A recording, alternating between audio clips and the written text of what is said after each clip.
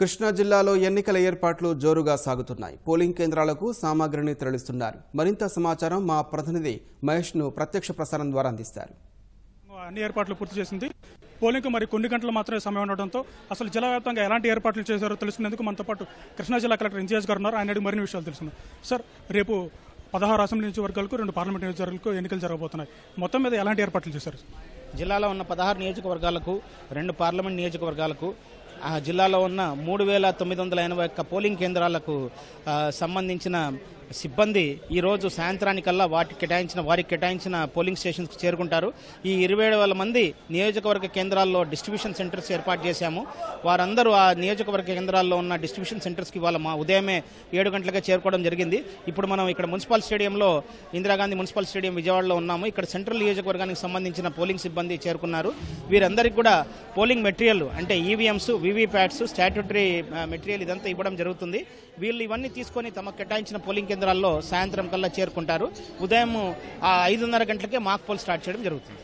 ప్రతిసారి మనం ఈవీఎంలకు సంబంధించి కొన్ని సమస్యలు తలెత్తాయి అంటుంటారు.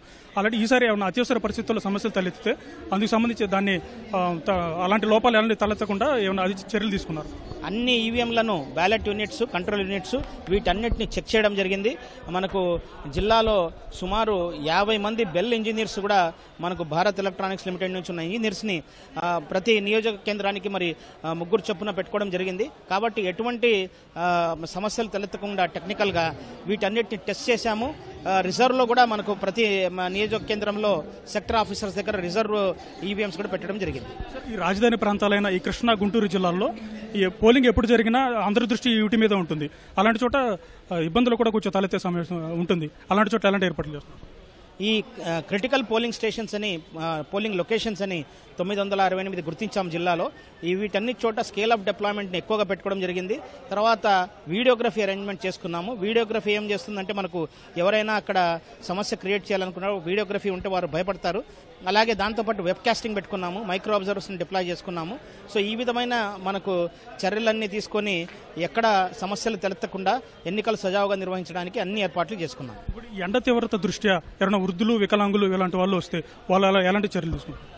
మనకు ప్రతి పోలింగ్ స్టేషన్లోనూ షామియానా ఏర్పాట్లు చేసుకోవడం జరిగింది. డ్రింకింగ్ వాటరు, లైటింగు, ర్యాంప్స్ ఇవన్నీ పెట్టుకోవడం జరిగింది. దివ్యాంగుల కోసం, వృద్ధుల కోసం మనకు వీల్ చైర్స్ ఏర్పాటు చేసుకున్నాం చాలా చోట్ల. అలాగే వాలంటీర్స్ని పెట్టుకున్నాము దివ్యాంగుల కోసము. ట్రాన్స్పోర్టేషన్ అరేంజ్మెంట్స్ దివ్యాంగులకు చేస్తున్నాము. సో మామూలుగా అన్ని పోలింగ్ స్టేషన్స్లో బేసిక్ మినిమం ఫెసిలిటీస్తో పాటు ఏర్పాటు చేసుకుని ఒక 200-300 పోలింగ్ స్టేషన్ జిల్లా వ్యాప్తంగా మోడల్ పోలింగ్ స్టేషన్స్ అంటే ఇవన్నీ ఆకర్షణీయంగా తయారు చేసి మనకు ఓటర్లను ఆకర్షించే ప్రయత్నం చేస్తున్నాం.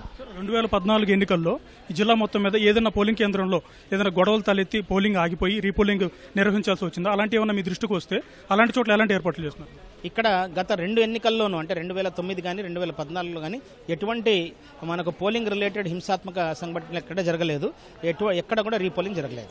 సార్, ఇప్పుడు దివ్యాంగులు లాంటి వాళ్ళు ఓటు వేయడానికి వస్తే వాళ్ళు సహాయకులు నియమించుకోవచ్చని మీరు చెప్పారు. ఆ సహాయకులు అనేది ఎవరు, పోలింగ్ కమిషన్ నియమిస్తుందా, ఎలక్షన్ కమిషన్, లేకపోతే వాళ్ళే తీసుకురావాల్సి ఉంటుంది? ఎలక్షన్ కమిషన్ వారి ఆదేశాల మేరకు మేమే నియమించడం జరిగింది ఇక్కడ జిల్లా యంత్రాంగము. సో వీళ్ళందరినీ ఎన్ఎస్ఎస్ వాలంటీర్స్ని ఉపయోగించుకున్నాము. తర్వాత కొంతమంది క్లస్టర్ రిసోర్సెస్ పర్సన్స్ని కూడా ఉపయోగించుకున్నాము. వీళ్ళందరికీ తగు శిక్షణ కూడా ఇవ్వడం జరిగింది. వాళ్లకు ఈ ఓటర్స్ యొక్క డీటెయిల్స్ ఇవ్వడం జరిగింది. ప్రతి పోలింగ్ స్టేషన్కి ఎవరెవరు దివ్యాంగులు ఉన్నారు వాళ్ళ నంబర్స్తో సహా ఇవ్వడం జరిగింది. వాళ్ళని కాంటాక్ట్ చేసి సహాయం అందిస్తారు. ఈ మాక్ మాల్ లాంటివి ఎప్పటి నుంచి ప్రారంభమవుతాయి? ఎన్నికలకి ఎలాంటి ప్రిపేర్ అవుతుంది? మాక్ పోల్ ఇంతకు ముందు ఎన్నికల వరకు 1 గంట ముందు స్టార్ట్ అయ్యేది పోలింగ్కి ముందు.